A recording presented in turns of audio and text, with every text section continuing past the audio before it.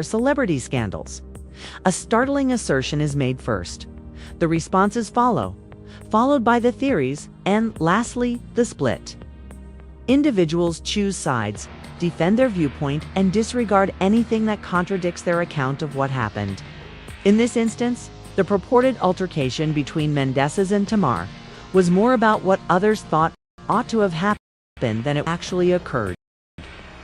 There was a strong emotional commitment. Some of Tamar's fans expressed strong displeasure, stating that she didn't feel like she had a chance to defend herself before being judged. They contended that women in the public eye are frequently subjected to harsher scrutiny, particularly when emotions are involved. They believed it was unjust that her response was being examined, but the alleged statements that caused it were dismissed. They wondered why the emphasis suddenly moved from what was stated response. On the other hand, some argue actions should never be justice of what was said. They contend as online raised questions about culpability on both sides, and that emotions do not advocating for a more rather than offending anyone. Their remarks frequently provoked strong responses, demonstrating how delicate the subject had become. The story itself changed as the argument became more heated. There were several accounts of the purported altercation that differed slightly from one another. A heated debate in a private environment was described by some. Others said it took place in public. Some even said it was overly dramatic. With each recounting, the specifics changed just enough to keep people in suspense. With every hour that went by, it grew more recognized the truth. What caught my attention the most was how his imagination filled in the blanks. They started picturing the scene in their own heads without official confirmation. They pictured tight, astonished reactions, rising voices, and quiet. These mental pictures become so clearly took the place of reality. Because the story had been told so frequently, many people found it to be real. At the time, discussions regarding accountability started to come up more often. The function of gossip blogs and content producers who benefit from controversy was questioned by some followers. They emphasized the speed with which sensational headlines draw attention, even in cases where the underlying data is unclear. Others contend that since participation feeds the cycle, spectators also have some of the blame. Without likes, clicks, and comments, these tales wouldn't go as far. Concern over how these rumors would impact the individuals involved outside of the public eye was also developing.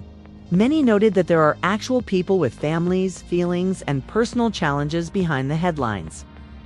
They pondered what it must be like to awaken to find one's identities that are circulating around the internet. The narrative's lack of control looked particularly concerning because once a story goes viral, it is almost impossible to stop it. Fans everywhere are attempting to make sense of a story that appears to be getting more dramatic by the minute. And the internet is currently on fire. Online reports have been circulating that there was a fierce altercation between Tamar and Mendeecees. It was said to have concluded with a slap since it was so intense. Now it's crucial to be clear before continuing. All of this is based on social media comments, unsubstantiated stories, and online conversation. Despite the lack of official confirmation, the narrative from blowing up. The incident allegedly began when Mendeecees was overheard referring to Tamar as a hooker woman during a heated conversation, according to several blogs that have gone viral. Once more, these are assertions that are being disseminated online rather than verifiable facts. However, just the words were sufficient to startle admirers and elicit strong feelings. Some expressed shock at the usage of such language, while others questioned whether the quote was misrepresented or overstated to draw attention. The following section of the narrative was what truly ignited the internet. Tamar, who was already upset and exhausted, apparently snapped and smacked him, according to a number of gossip pages. No video, there are no formal declarations, simply a tale that is gaining traction quickly enough to seem authentic. Emotions were running high, fans were in disbelief, and within hours, the story had gained an independent life. Before long, comment sections became battlegrounds. A few defended Tamar, claiming that anyone would react angrily to such treatment. Others questioned the whole affair, wondering why such a grave charge would come to light in the absence of evidence. Some even claimed that the story was being made up to get attention, clicks, and views. However, the harm had already been done. It is almost impossible to stop a rumor like this once it reaches the general population. People started playing back previous interviews, looking for signs that this kind of blow-up was inevitable, including past disagreements and stressful times between the two. Others were concerned regarding the impact this would have on all parties concerned, particularly in light of the close observation of family members and admirers.